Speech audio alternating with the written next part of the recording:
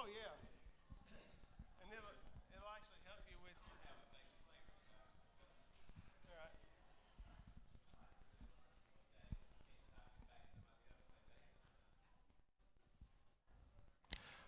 Well, good evening, everybody. I want to welcome you into the house this evening. Thank you for coming out here to Peace Free Will Baptist Church tonight. Looking forward to the great Dr. Joe teaching us tonight, but we're going to get started this Sunday night like we do every Sunday night with a little bit of worship, okay? So you can stand all over the building, and you can grab those hymn books, which are the blue books that are in the pew in front of you, and you can turn to page 448, or you can look up here on the screen, either one. For those of y'all turning, just holler amen when you get there. Oh, man. All right. Yeah. Let's sing this song together, can we?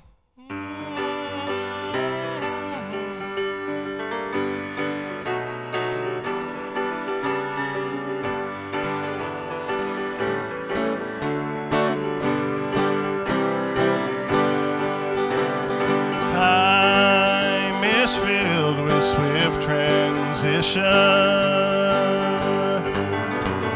not of earth unmoved can stand.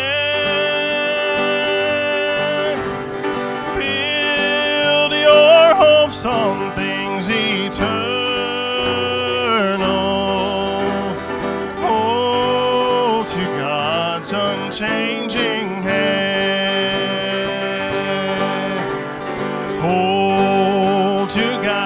Unchanging hand. Hold to God's unchanging hand. Build your hopes on things eternal. Hold to God's unchanging hand.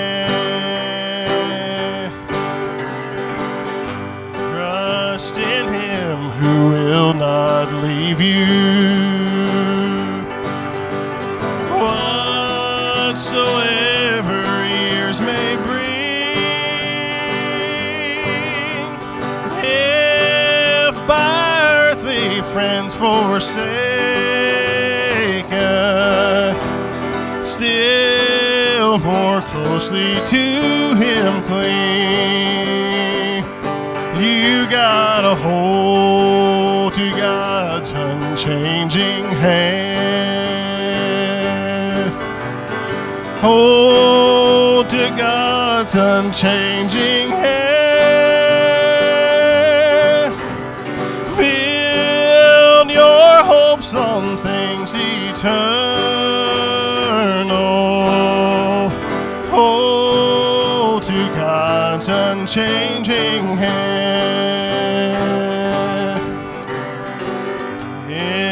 Your journey is completed.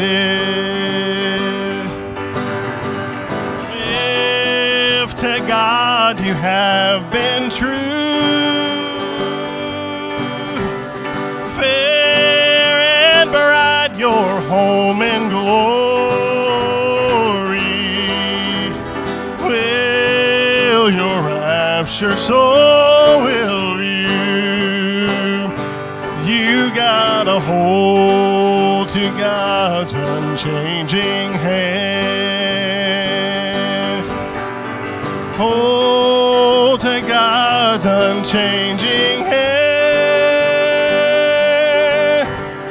Build your hopes on things eternal. Hold to God's unchanging hand.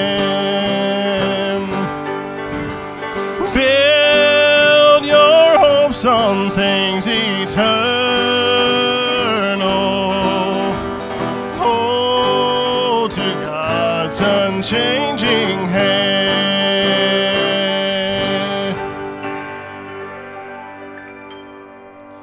You can be seated tonight.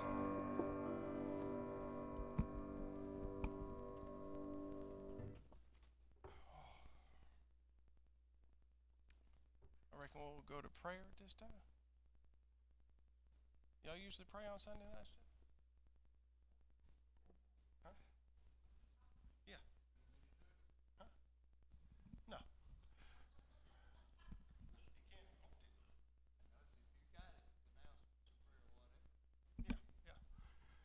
And we'll go to the Lord in prayer at this time because apparently the guy that's announcing needs it. So, here.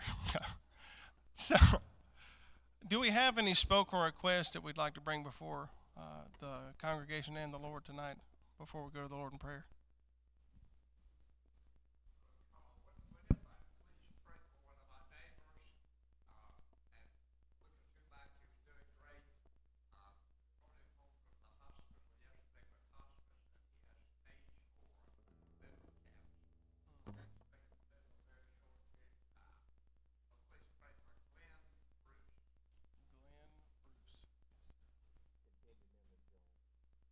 Continue to remember our pastor.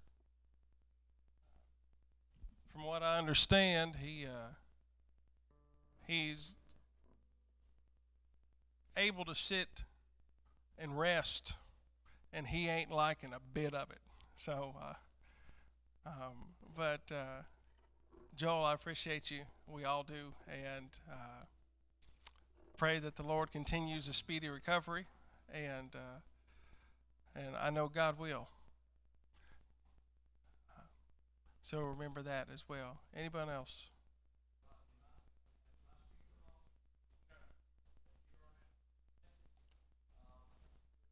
If I'd known Joel was going to watch, I'd have to change things. I was going to talk about him, but we'll come up with something else in a few minutes. I would ask you 2 prayer requests. My oldest brother has some right serious heart things coming up Thursday. As bad as my heart is, his is worse. And they told him to come prepared for them to do whatever they can do.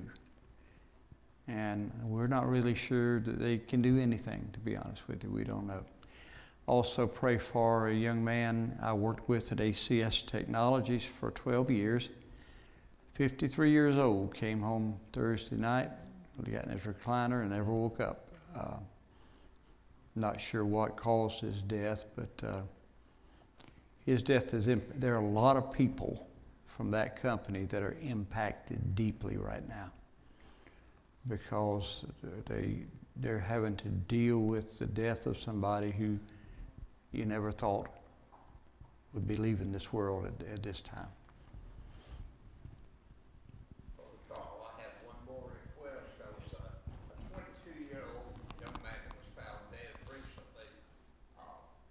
The name of the family is pronounced All.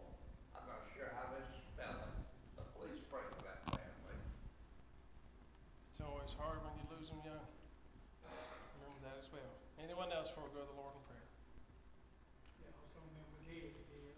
Yeah. Also remember my brother, Buddy Johnson, still in the hospital. How's he doing? What's the latest on him? He's doing a little bit better, yeah.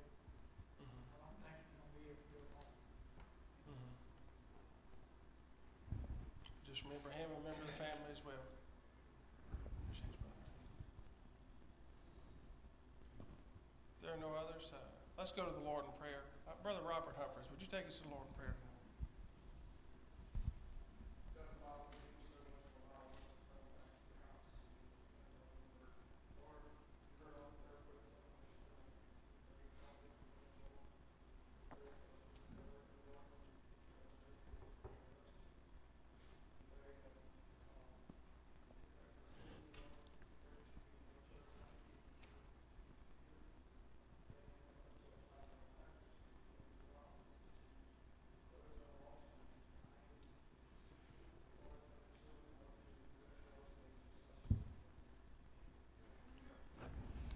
Amen.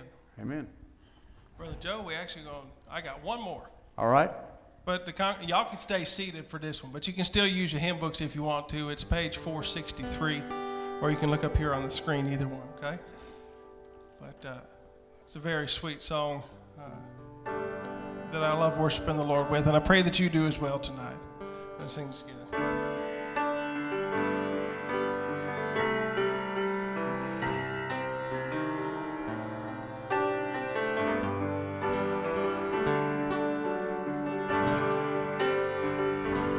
I am thine, O Lord. I have heard thy voice, and it told thy love to me. But I long to rise in the arms of faith and be closer drawn to thee. Draw me nearer, nearer, blessed Lord, to the cross where thou hast died. Draw me nearer, nearer, blessed Lord, to thy precious bleeding side.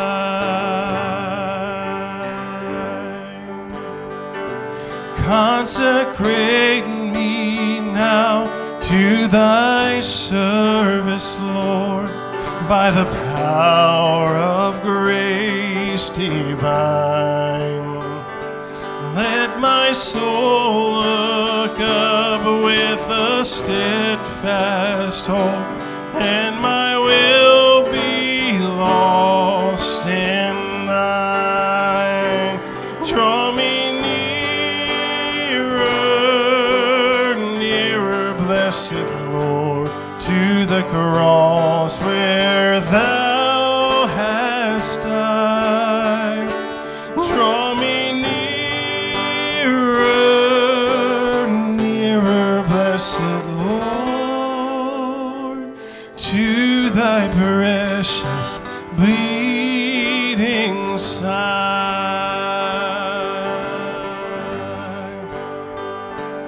There are depths of love that I cannot know till I cross the narrow sea. There are heights of joy that I may not reach till I rest in peace with thee. So draw me nearer, nearer, blessed Lord, to the cross where thou hast died. Draw me nearer, nearer, blessed Lord, to thy precious bleeding side. Let's sing that chorus, can we? Draw me nearer, nearer, blessed Lord, to the cross where thou hast died. Draw me nearer, nearer, blessed Lord, to thy precious bleeding side.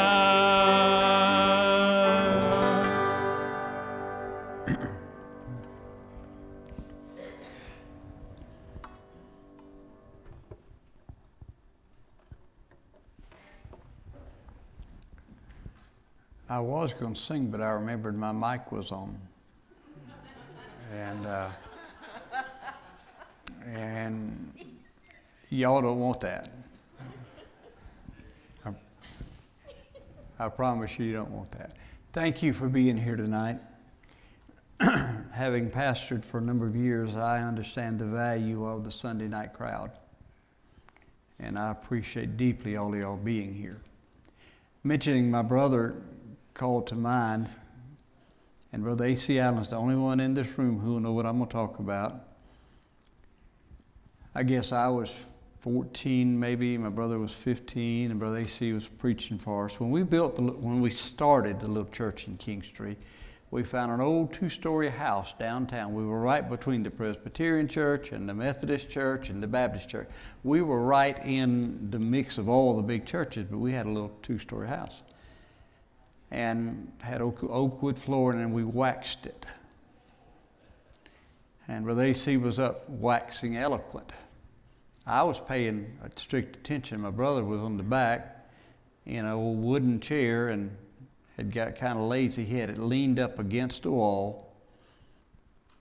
And he was a little bit bulkier then than he is now. And about halfway through your sermon, that chair slipped and he hit the floor. What did it sound like? It sounded like a cannon went off. I'll always remember AC's face when that happened. Boom. Anyway, thank y'all. I say this all the time, but I do mean it. Thank you for the opportunity to be here and do this tonight. Last week, we looked at what I called and taught about the tendency in the lives of many Christian people to reimagine God and remake God. And we talked about that and basically called it a form of idolatry. We tied it into Moses and to the golden idol that he made and all that. What I'm going to talk to you about tonight actually is something that I put together, 2-3 months ago. And I kept, when the opportunity would arise for me to speak, I kept saying, Lord, can I use that one tonight? And no, you can't use that one tonight. And I realized Friday night, Saturday sometime, the reason I couldn't use it then is because I can use it now. Because actually, there is a connection. Now, it may take us a minute to make that connection, and y'all may have to give me a little bit of liberty to make that connection. But I believe I can make that connection. This morning we had the voice of maturity and reason. Tonight we get the Twilight Zone. Because I'm going to take you back to a few things here and there. But nonetheless, it'll all work out. The Epicureanism versus Stoicism. And I forgot to give my clicker. It's been so long since I've done one of these. How you like that? Epicureanism versus Stoicism. I'm going to have to raise her pay if she keeps helping me, because I need it. And that actually is a biblical thing. How many of y'all, just show hands, have ever had a lesson or sermon on Epicureanism and Stoicism? Okay, she raised her hand. That's good, because that means that wherever you go in life, whatever else you do, I'll be the first one maybe to bring that to a forum like this. Epicureanism and Stoicism. And it is biblical. If you're in my Sunday school class, somewhere back about November, we talked about it for a few minutes. We didn't get into the detail like we will tonight. We won't get it into detail tonight because we're going to move through it rather quickly. It could be a couple of weeks or more, but we're not going to do that. And then you ask the question, why? One of my favorite Charlie Brown. Why? Why am I going to come in here and talk to you about Epicureanism and Stoicism when there's all these other verses and all these other chapters and subjects that we could talk about? Well, Willie Sutton. When I was young, my goal was to be the director of the FBI. And I memorized every top 10 criminal, Brother Stephen. I memorized every one of them and knew what everyone wanted for. Willie Sutton was probably the most prolific bank robber in the 1920s and 30s. Over 2 decades, he stole about $2 million in 1920s and 30s money. And more than 20 robberies. They caught him and they jailed him, but he escaped. 6 times he escaped. The last time he didn't. So when he was in prison the last time, he was interviewed. And they said, Willie, why do you rob banks? His answer is classic. He said, because that's where the money is. So why do I go to these verses like this? Because that's where the truth is. This is in the Bible. That's where that which I need is found. And sometimes when we read the Bible, we skip over a few things. Willie never found a bank he didn't like to rob, because as he said, that's where I get the money. 2 Timothy 3:16, 17. All Scripture is given by inspiration of God. And we can get an amen on that, right? and is profitable. That means that it is beneficial for doctrine, for reproof, for correction, for instruction in righteousness, that the man of God may be perfect, thoroughly furnished unto all good works. Now, if y'all happen to be at Black River Free Will Baptist Church near Andrews next Sunday morning, you'll hear me preach on those two verses probably, because I'll be speaking for them. It's a privilege to do that. But Paul, writing Timothy, said, all Scripture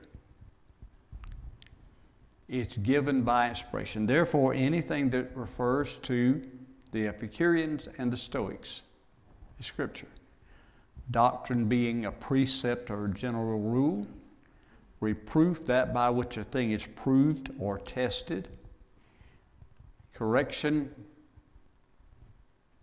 restoration or correction or improvement, and instruction in righteousness, that which helps bring a man to the state that he needs to be acceptable to God. So, John 3:16 is there for those things, and so is the verse about the Epicureans and the Stoics, because the Apostle Paul ran into this.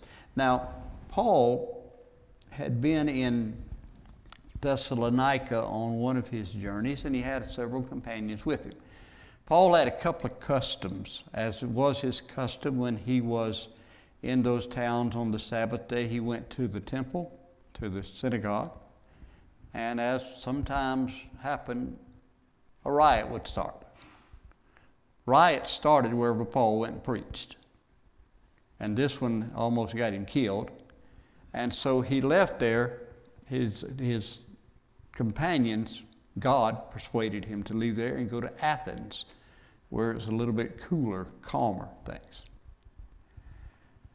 And I'm not thoroughly furnished to fill out or completely fulfill the days. That's all for next week's stuff.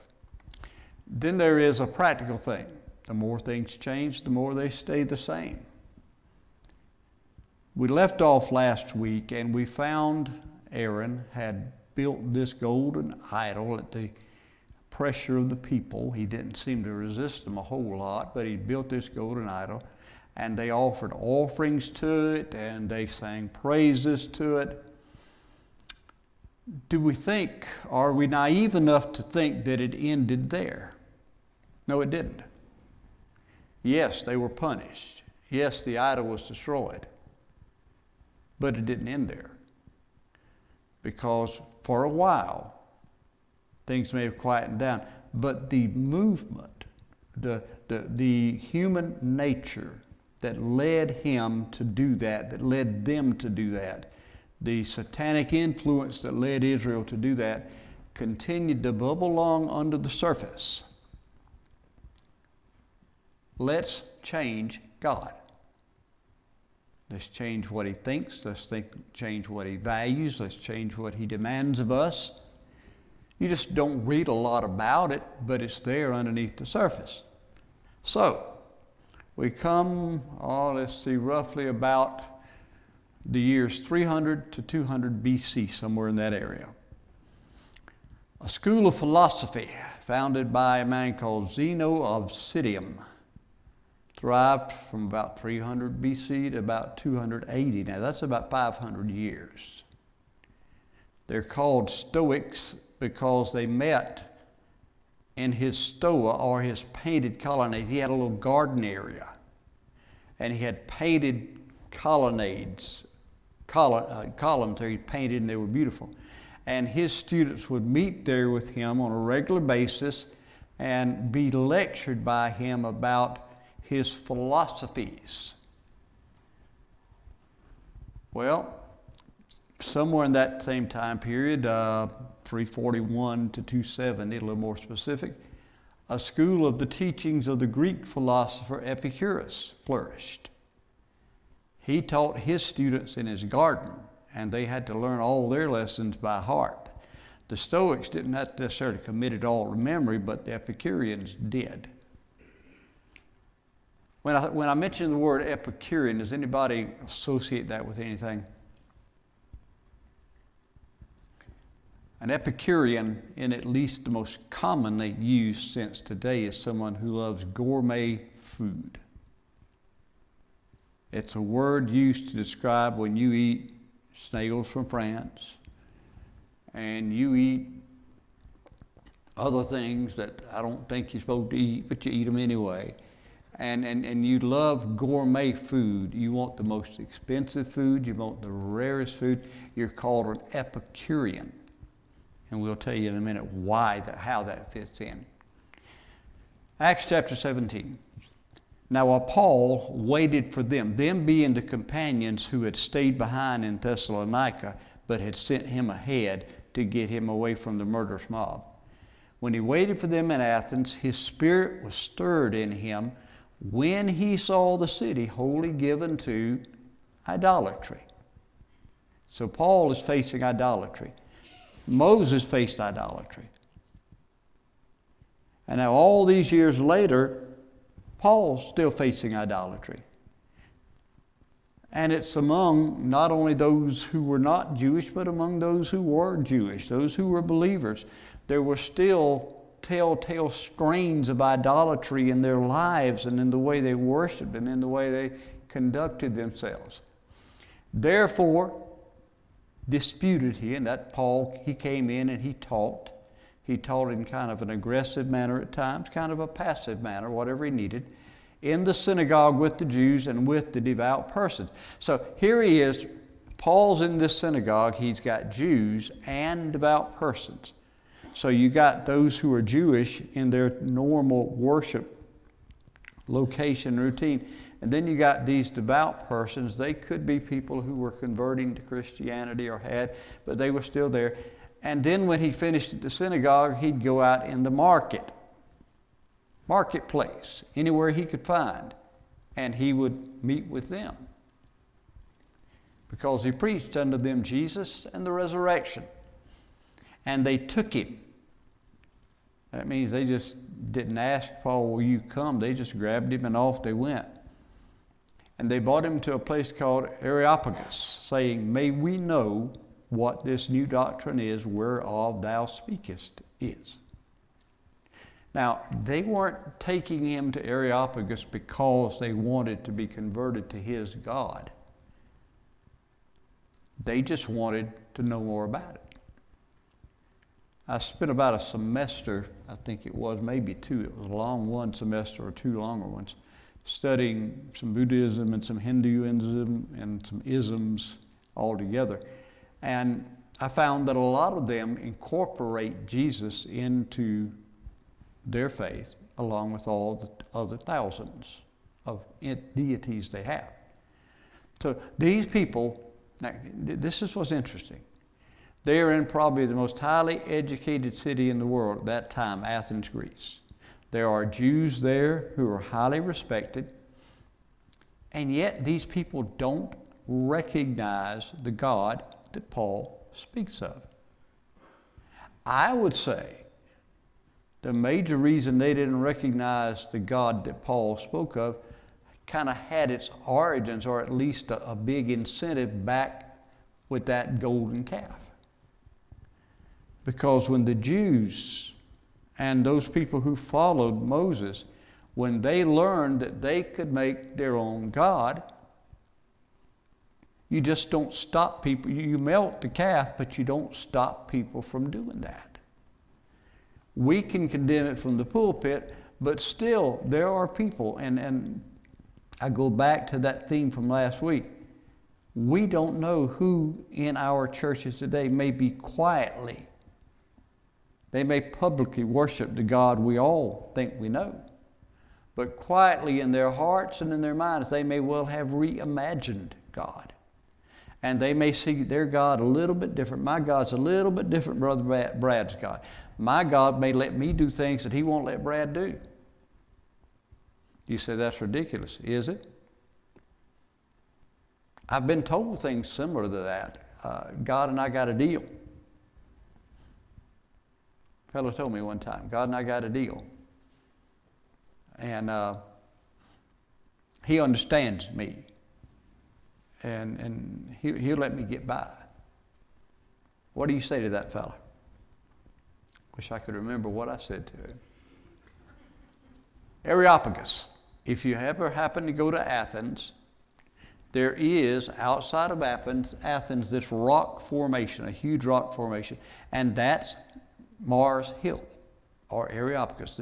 If you go there, I won't climb up it because I can't anymore, but you climb up on top and take a picture for me, because that's where Paul was.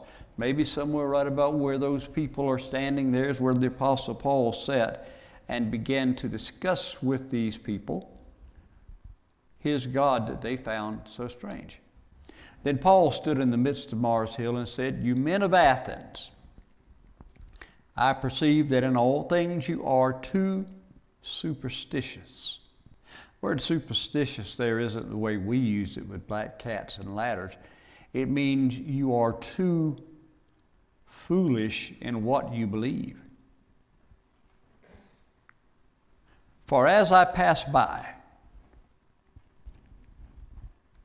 and beheld your devotions, I found an altar with this inscription, 'To the unknown God.'" I believe if I had the time, I could lay out for you a path from the golden calf to the unknown God. It's a natural extension. "Whom therefore you ignorantly worship, him declare I unto you." He said, you call him the unknown God. You acknowledge his existence, but you don't know anything about him. Well, that's who I have been talking to you about. I'm talking to you about the true God. There was a time when I was, I won't use the word amazed, I was flabbergasted, stunned by how ignorant some ministers are. Call themselves preachers or pastors. And yeah, I was a little stunned at how ignorant some of them can be. I'm a little surprised at how ignorant some churches, denominations can be. And it makes me wonder, are they worshiping the same God I worship? And the answer is no, they can't be. Because the God I worship says that he's immutable, he never changes. But in order for him, to be what they have him, he'd have to change from the way I know about him. Then certain philosophers of the Epicureans and the Stoics. Acts chapter 17, verse 16. That's where these two come in. The Epicureans and the Stoics. They come over and they hear what Paul's saying. And some said, "What will this babbler say?" He's a babbler. That means he's a fool and he may well be drunk. What in the world is he going to say? Others said, "He seems to be a setter forth of strange gods." Now, these are men who love knowledge for the sake of knowledge. The content of the knowledge doesn't matter to them. It's just to know these things. And they say, well, he would be entertaining for a while because he's going to tell us something we've never heard before. And he's told them, what you haven't heard before is my God. The word unknown, and you notice on this slide it's in red with quotation marks. If you're in my Sunday school class, you know what that means. That means this is the only time this word is used in the Bible. It's not the only word that's translated unknown, but it's the only time the word agnostos is used in this context. What is the word that extends from agnostos? An agnostic. Now, the difference between an atheist and an agnostic. I don't believe truly that either one ever exists. I don't believe anybody can say they're an atheist and there is no God. But an agnostic is one who says, I don't know whether or not there is a God, but I don't know him. So these are people, and the reality is they called their God the unknown God, not because he was not known, but because they don't know him. There's a tablet has been found of a man called Epimenides from Crete. who came to Athens one day. There was a plague going on at his home, and he came to Athens to offer up an offering to stop it. He offered a sheep on altars which were addressed to the unknown God. It's known that at the time Paul was there, there were 6 altars to the unknown God. So here we got Moses and Aaron and the golden calf, and then humor me, we come forward a few hundred years, and here we have Paul in Athens, and he finds the unknown God. And right between them, we've got the Epicureans and we've got the Stoics. By the way, this has convicted me. I got to do a little bit of searching. I post a lot of what I think are interesting things on Facebook, and some of them come from a place called Stoical philosophy. I got to go look back at that before I post again now. So this may change some of my Facebook habits. We'll see. I don't know if y'all can read this. I can't from here, and I can read it right in front of me. I'll read it to you. You got 2 ovals. The top one's Epicureanism. The goal of life, this is a generality here. The goal of life is to seek out pleasure and enjoy friends and learning. That's their purpose in life. At the bottom, you got Stoicism. The goal of life is to know your duty and do the right thing. But in the middle, they both share one common trait, one value. The goal of life is happiness. Now, how many of y'all believe your goal on this earth, you were put here to be happy? But do you believe there are people in America, in Florence, in this world who believe that their purpose in existing is to be happy? It's quite fascinating that you can find the philosophical offspring of the Epicureans and the Stoics today. They never went away. They just go under different names now. And there, of course, is a society for Epicureanism. There's one for Stoicism. But they're not overly large. But there are many, many, many, many people who believe what they believe and who embrace what they embrace. So let's look at 3 or 4 major things tonight in the time I have. Epicureanism, and I mentioned it first because Paul mentioned it first, or Luke did when he wrote it. Epicureanism, what is their doctrine or their belief in deities and the human soul? Epicureanism does not deny the existence of the gods, small g. An Epicurean will tell you there are gods. They should be worshiped, but only as an act of veneration for a life to which we ourselves aspire, not in the hope of appeasement. Epicureans will say, I worship that God because I want to be like him, but I don't have any hope or any plan of appeasing or making that God happy. That God doesn't mean anything to me. He's just somebody I want to be like. I aspire to be like that God. If I preach that, I could get on TV and have a Rolex watch and a bus, and I won't call a name, but I could be somebody famous if I preach that. All you got to do is worship God so that you can become like God. And there are one or two of them who do that, by the way.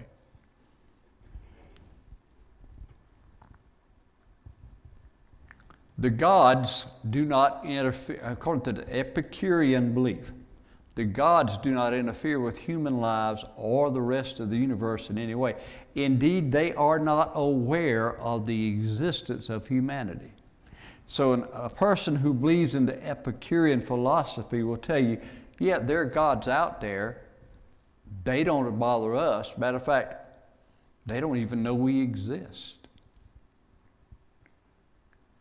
We had an interesting time yesterday. Our 3 youngest granddaughters were over, and the twins were kind of bored, and we happened to have a video of the old movie Parent Trap where the 2 twins were separated at birth.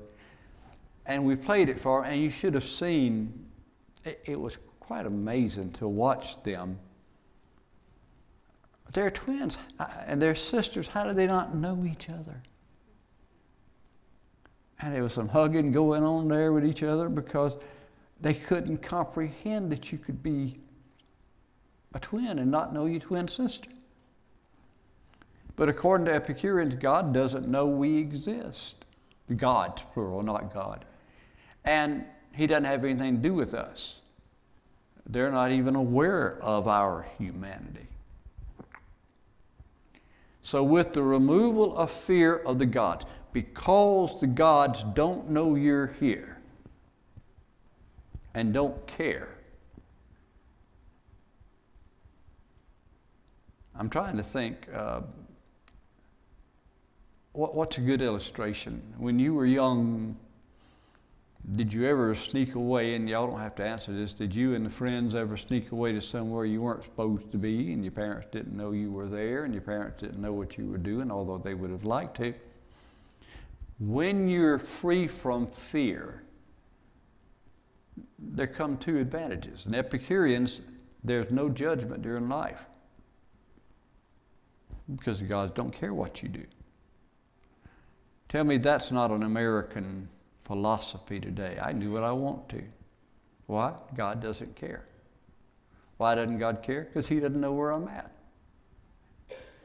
Second, and I'm irritated I left this. See, my computer was inhabited by an evil spirit named Windows 11 last week. And I will soon be casting it out because it has given me fits. Second, there is no judgment after death. So if I tell you there's no judgment after life and you don't have to fear any judgment after death because the gods don't know who you are, they don't care who you are, they're not watching what you do because they don't care what you do. Try to get a few disciples to follow you there. It'd be kind of easy to do, really. There's no way to appease a God who doesn't know you exist and cannot care about your life. Therefore, you're free, under the Epicurean belief, to find fulfillment in life outside of religious rules and expectations. Whatever you want to do, whomever you want to do it with. All right, I'm on Facebook, so I'm going to tread carefully. Whatever you want to do, whomever you want to be, whomever you want to do what you want to do with, you're free because there's no rules and there's no expectations. That's why we have conflict. Because we as believers in God say, you can't do that. And they say, why? God doesn't care.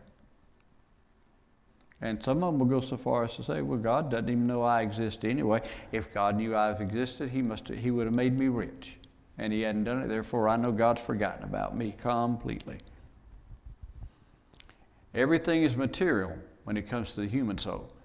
Everything is material matter. So whatever, quote, soul may exist is connected to the physical body, and therefore it ceases to exist upon death.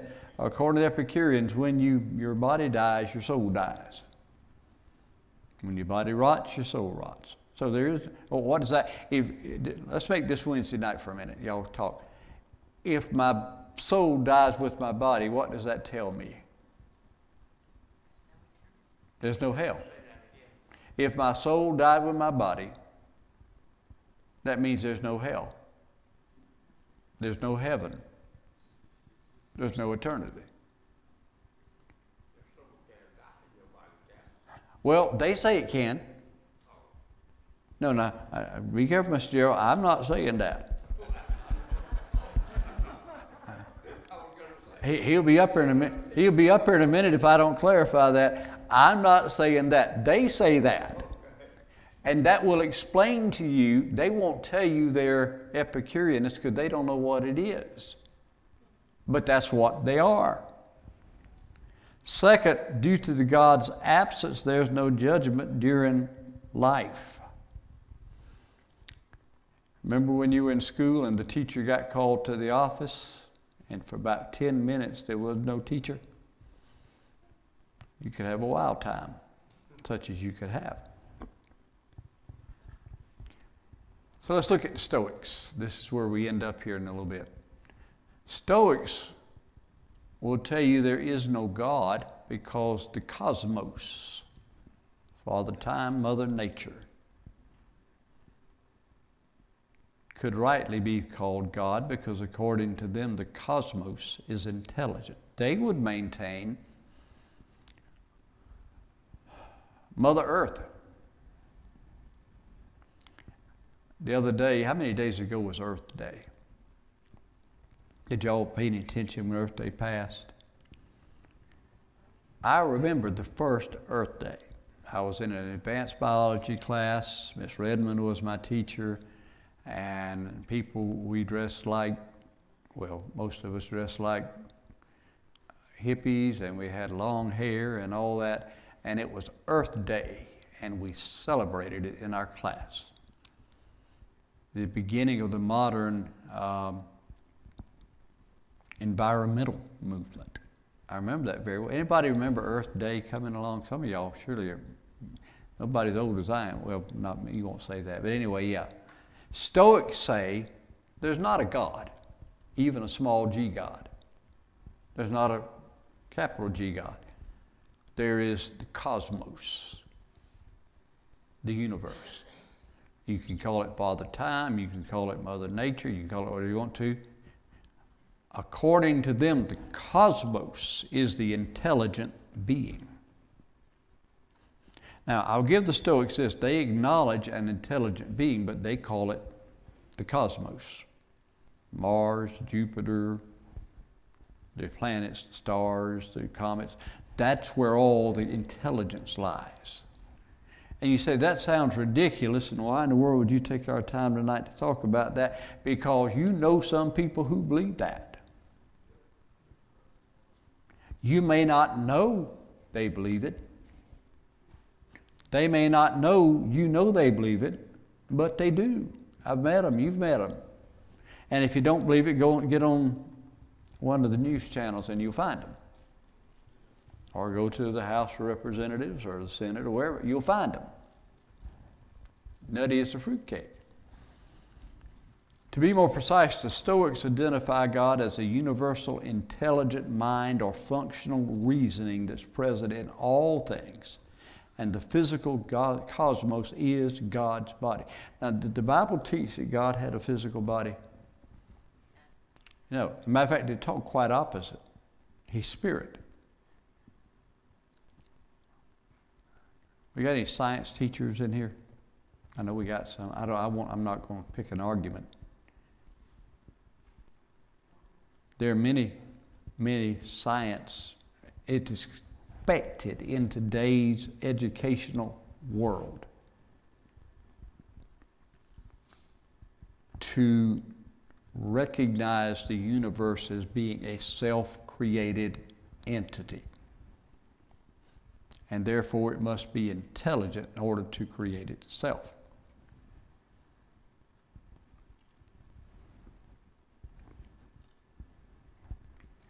According to the Stoics, the soul is not immortal.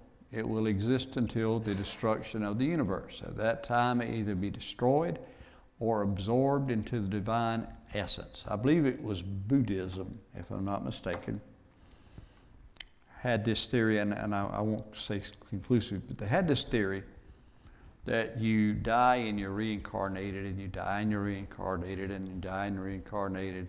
And after so many hundreds of thousands of millions of years, the whole universe blows up, and then it comes back, and you come back again, and you die, and you're reincarnated. So life is a cycle. See, Western societies like ours, we measure time how? Days, weeks, months. A Western calendar goes from here to that door, straight line. But a lot of the other religions go in circles. And so you just continually repeat this circle. And there's a lot of stoicism in some of that. One day it'll be destroyed, or it'll be absorbed into the divine essence, and then you'll come back some other way, some other time, some other condition, some other circumstances. Pleasure. Now this is the last part, and I'll finish here. I'll get you out by 7, but this is the important part I want you to get. To the Epicureans, pleasure is the highest end of living. Now that includes good pleasures, like being a generous person, being patriotic, being compassionate, being philanthropic, giving your money to people, but also hedonistic pleasure. You can do whatever you want with whomever you want as long as you want. And if it gives you pleasure, then it makes you a spiritual being. Do you wonder where our world went wrong when they began to accept this theory? If you like to drink alcoholic beverage, you can be a drunk. The drunker you are, the better person you become. This can be sexual, drugs, the word hedonistic meaning to the lowest level. But actually to the Epicureans, the more pleasure you get from the things you do, the better off you are, and the more like their version of God you are. Because their gods, remember the Epicureans, their gods don't know we're here. Their gods are over there partying somewhere.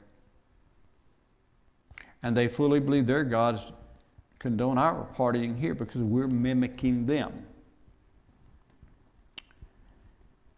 Epicurus himself said, by pleasure we mean the absence of pain in the body and of trouble in the soul. The heart of the matter by the man who created it all. Pleasure means you never hurt, you're never sad, you're never frustrated, you never do without, you're never denied, and there's no trouble in your soul. Life is best when you can be and do and have whatever you want to be and do and have. Now, that is a philosophy that belonged to the Epicureans, but you know where else I see it? Somebody tell me, where else is that? It's all around us. It's what we as a nation are desperately trying to make our norm. As they said in the 60s, it's your thing, do what you want to do. And it actually is a positive thing for you to do that. Some objectives of their life. Death is final. I spoke one time at the church at Pamplico years and years and years ago when I first started preaching. And I used the tagline from a beer commercial to make a point. Life is defined, have all the gusto you can get, was one of the beer things. And years later, a guy that was at that church came, he said, I never forgot that message. I'm glad he didn't, because I have most of it, but he said it made an impact on me. I realized that's what I was doing in my life. Epicureanism is all about acquiring friends, because you want friends, and I find it interesting, something like Facebook or Twitter or whatever. What is the heart of Facebook and Twitter, all the other social media? Friends. I'm curious. Denied the providential control over human affairs, we have free will. The Epicureans actually believe in and endorse free will because there's no restraint. We endorse a free will that has restraints. Theirs does not. To the Epicureans, perception is the basis of all reason. Perception, what I see, what I perceive, what I understand with my senses. Humans employ what, and one writer called this a pure empirical epistemology. That just means you determine what's true from false based on your experiences. I've told this story several times, and about 4 blind men in India, and they were walking down a road one day and they heard an elephant. And one of them said, we can't see an elephant. Can you take us over there to feel him? And their guide said yes. So they go over, and I got to see if I can get this right. It's been a long time since I've told it. One man reached and got the elephant's tail. And he said, I perceive the elephant is like a rope. Is he right? Is he wrong? Second man grabbed the elephant's leg. He said, I perceive the elephant is like a tree. Third man went up and grabbed the elephant's tusk. He said, an elephant is like a spear. And the fourth man got his trunk, and he said, I perceive an elephant is like a snake. Now, all 4 men had their view of that elephant. And every one of them had a limited basis to believe he was right, but the reality is they were all wrong. The Epicureans believed that you judge what's true or what's false based on your experiences. Self-denial contributes to the highest end in life. There should be a desire to suppress all passions. Indifference should be shown to either pleasure or pain, and master over all lust. And that actually should be the Stoics, not Epicureans. Stoics believe that the highest end in life is to feel nothing. You don't let anything bother you. You be the cleanest, the purest you can be. In such indifference, one can find contentment. Thus, self-control was a supreme virtue. In the Stoic viewpoint, self-control in everything. Now, self-control when I'm not going to drink, self-control and I'm not going to be sexually immoral, self-control and I'm not going to do this or that, but also self-control in I'm not going to let you make me feel anyway. I'm not going to love anybody. I'm not going to do anything that causes me pain. I will be indifferent to the world.